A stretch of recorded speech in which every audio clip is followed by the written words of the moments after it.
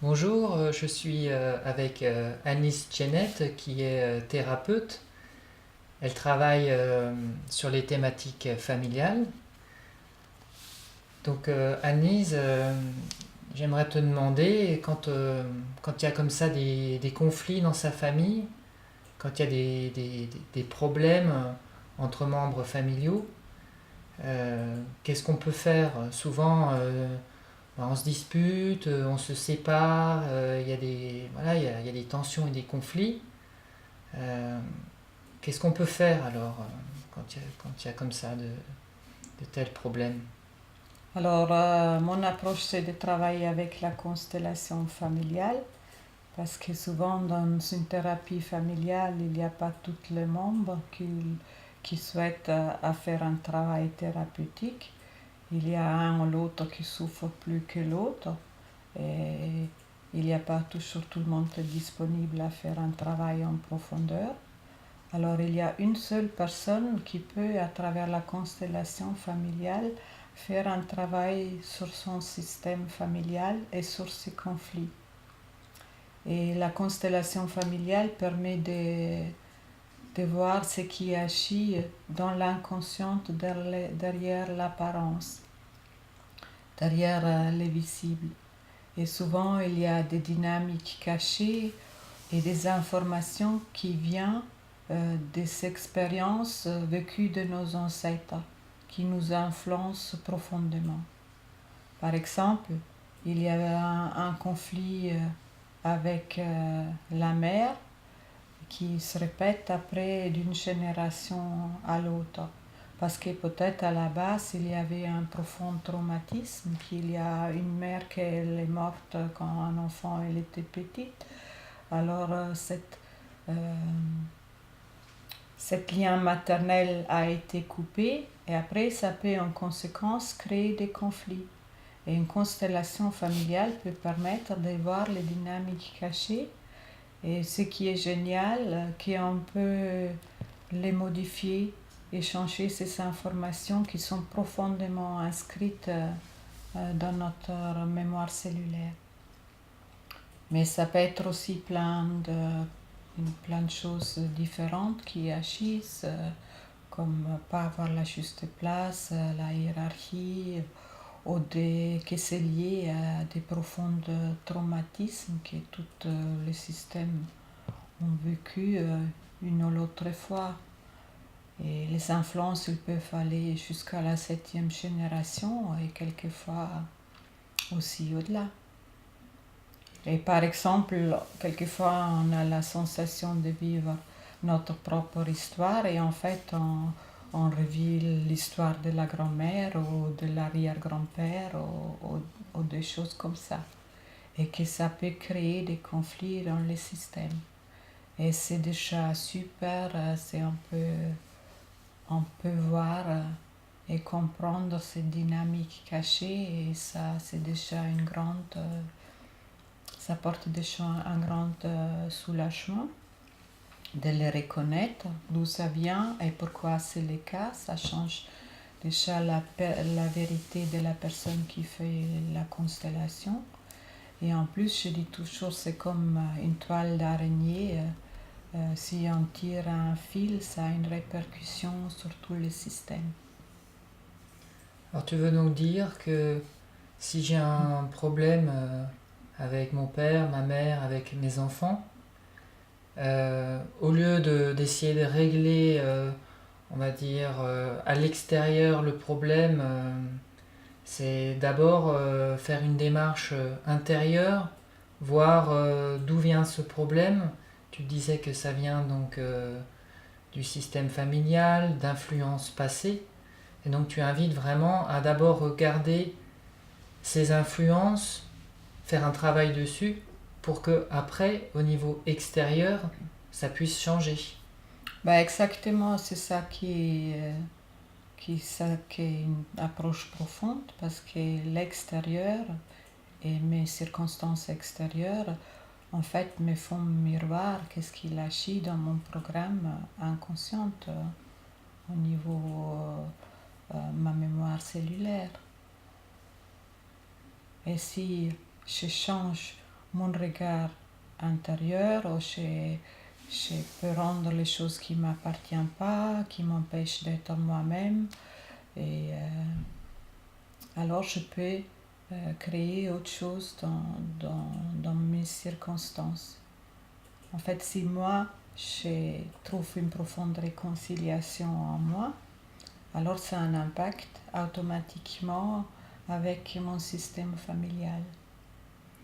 Alors je comprends cette démarche intérieure, mais peut-être ceux qui nous regardent se posent la question, comment est-ce qu'on peut régler cette thématique intérieure? Parce que quand c'est dans l'extérieur, on peut comprendre, c'est facile, c'est visible. Mais comme ça, quand c'est invisible, quand c'est des influences passées, c'est quelque chose d'un peu intouchable. Alors comment on fait justement pour accéder à ces informations, à ces influences? Mais par exemple, la constellation, elle nous permet de voir qu'est-ce qui agit, quelle dynamique cachée agit derrière l'apparence. Et quand on le voit et on l'aperçoit grâce à cet outil de la constellation, on a des profondes prises de conscience et que c'est ça qui fait les changements. Et concrètement, comment ça se passe alors? C'est un travail en groupe Alors, il y a deux possibilités. En fait, on peut le travailler en groupe. Alors, la seule personne de la famille qui veut faire la constellation, elle choisit parmi les groupes des représentants pour ses membres familiales. Et après, par exemple, elle choisit quelqu'un pour son père, pour sa mère. Et les personnes qui sont choisies, ils sont automatiquement connectés au système familial, aux informations, parce qu'on est individuel, mais en même temps, on est tous reliés. Et les scientifiques, ils appellent ça les champs morphogénétiques, c'est comme une base de données ou une mémoire collective auquel on se connecte. Et comme ça, on peut capter des informations et on peut voir qu'est-ce qui agit. Donc les gens captent, et tu les appelles les représentants? Les informations. Voilà, ils captent les informations et comme ça, ils se déplacent, hein, ils ont, quand ils perçoivent les informations, les personnes bougent, elles représentent quelque chose. Tu peux voir ainsi la thématique. Oui, je peux voir déjà au niveau positionnement, parce que dans chaque système familial, il y a des ordres très précis, comme la hiérarchie, l'appartenance, les grandes et les petites. Les ancêtres, ils sont toujours les grands, les membres qui sont après, ils sont les petits. Aussi la hiérarchie entre frères et sœurs. Et quelquefois, par amour, je suis intriquée avec le destin d'un ancêtre, d'un grand-père, un arrière-grand-père. Et ça fait aussi que je n'ai pas ma place juste. Et tout ça, on voit. Et quelquefois aussi, il y a, à cause du traumatisme, que les personnes dans le passé, ils ne sont pas encore en paix. Et ce conflit, il continue à agir d'une génération à une autre. Et cette approche-là avec les représentants peut permettre de faire des modifications. Et l'autre approche, c'est de travailler en individuel. Alors là, la personne, moi je travaille avec des feuilles pour voir déjà le positionnement du système familial. Et aussi après, je travaille dans un état de conscience modifié, où chaque personne est profondément connectée avec son système familial, elle peut apercevoir des informations. Alors qu'est-ce qu'on peut attendre d'une séance comme ça en groupe ou en individuel? Donc par exemple, j'ai un conflit avec une personne. Une fois que le travail de la constelle est fait, qu'est-ce qui se passe? Comment la personne se sent? Qu'est-ce qu'elle peut attendre de ce travail? Souvent, la personne, elle a elle a un autre regard sur les choses, ça change sa réalité intérieure. Souvent, elle sent un profondément soulagement. Et ce qui est intéressant, il y a des résultats très étonnants. Souvent, des gens qui ne se parlaient plus depuis longtemps, ils commencent à se reconnecter ou à se reparler, où il y a plus d'harmonie et plus de paix à nouveau dans les relations avec l'autre. Donc c'est un beau cadeau que tu proposes alors aux gens d'accéder à ce sentiment de paix, de réconciliation. Ouais, c'est les personnes elles-mêmes qui se permet de se faire cet cadeau de paix intérieure avec l'histoire des ancêtres et dans le passé et dans le présent, mais aussi après en conséquence pour créer quelque chose de plus harmonieux dans leur futur.